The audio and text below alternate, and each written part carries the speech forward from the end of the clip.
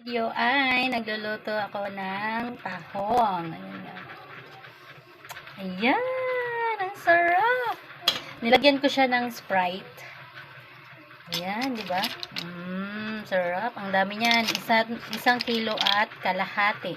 90 pesos lang yan. Di ba? Ang dami na. Oh.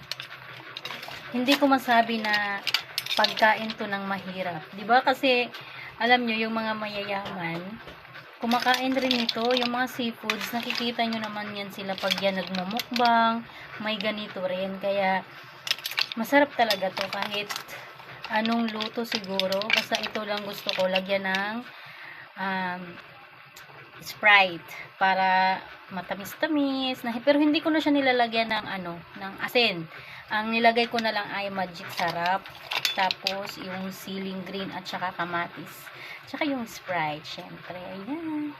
Kain tayo, guys. Ang sarap ng tahong. O, diba? Malapit na yung maluto. Ayan. Matataba din yan, guys. Marami na yan. Ayan. Bye-bye.